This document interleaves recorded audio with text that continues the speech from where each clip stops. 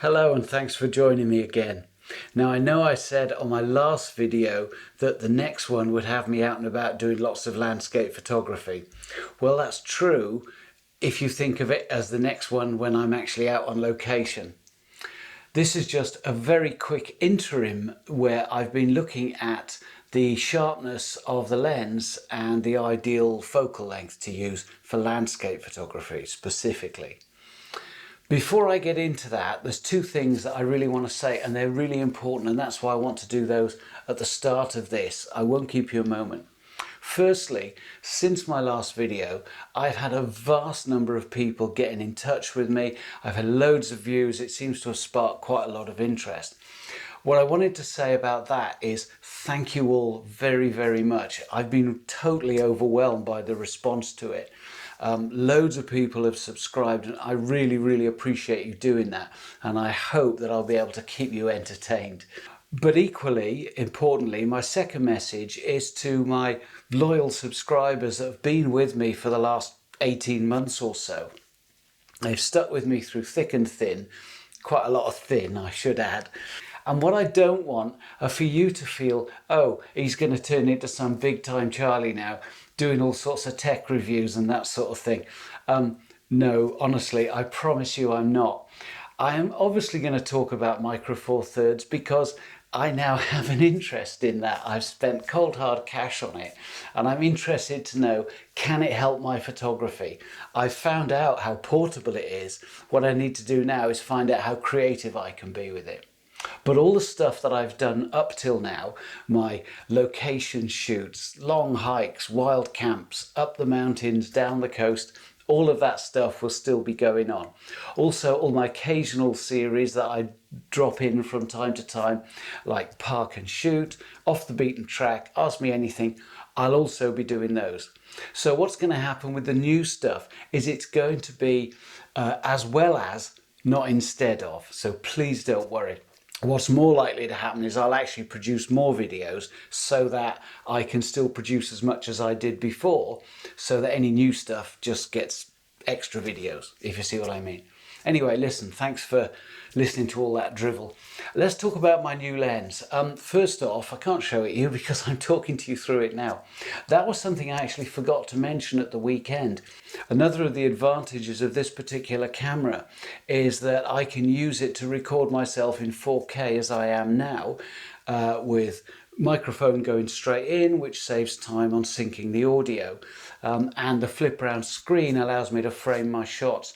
So I'll be using this as my main vlogging camera, except of course when it's on a tripod and I'm showing you what I'm up to with it. So this lens, what I've done with it, I've got this test shot that I've used many a time in the past to test out various lenses, and so I set it up so that I'm right at the top of the lane going in and out of my farmyard. And the reason I use this particular position is because there's some texture on the ground in the foreground. It leads you right through to a horizon line that's actually about 1.5 miles, 1.75 miles away. And right on the top of that horizon, there's a little cottage and it's got a chimney stack on each end of the cottage, on the gable ends.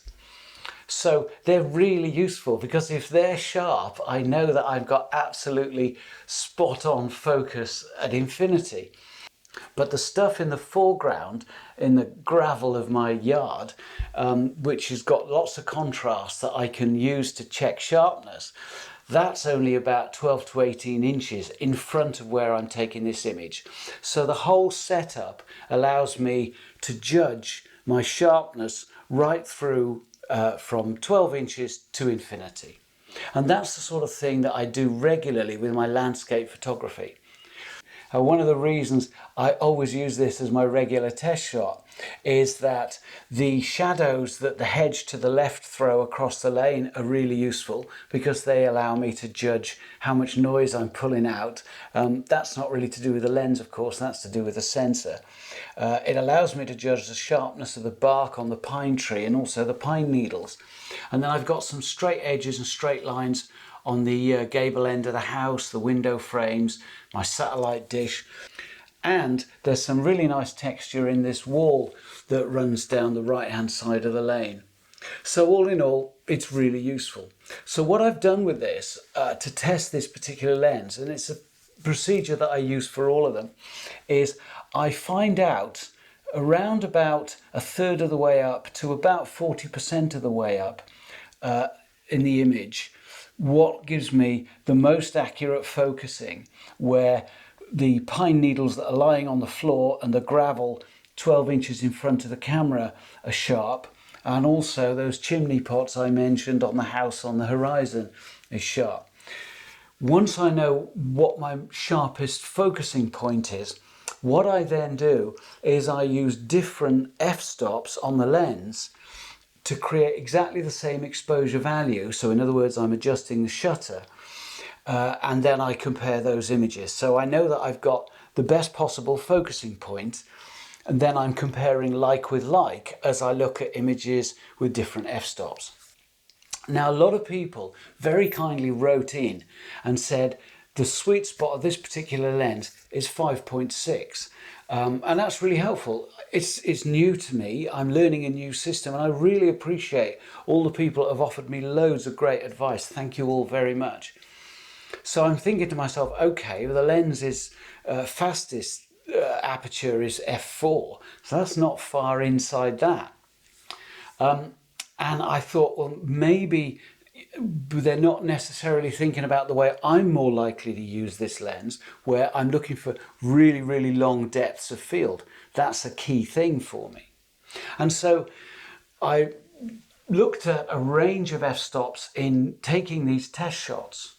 And what I found is the aperture that gives me by far the sharpest results, from the pine needles in the foreground right through to the chimneys on the horizon, is 7.1.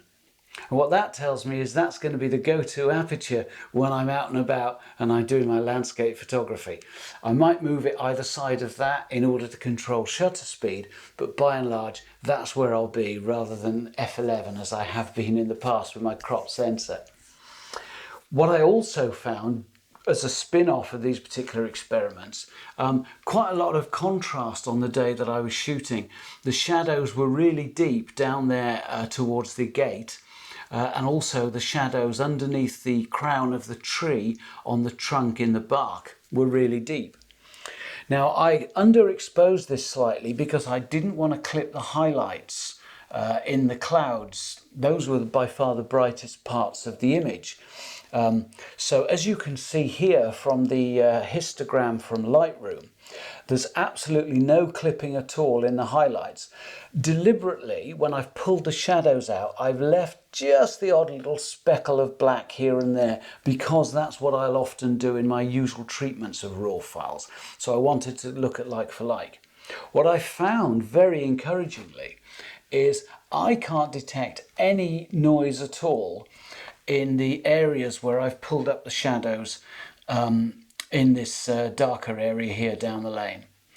Also, I found zero noise in these areas of solid colour in the sky, which is often somewhere where you will find noise as you start to process your images. Using this as the kind of real world example of the sort of thing that I know I'm going to be using this system for, I'm very, very happy with it so far. So that's my preliminary testing. I hope you found it interesting. What I was really keen to do was to try and make sure that this one lens will be enough and that I won't need to be using interchangeable glass.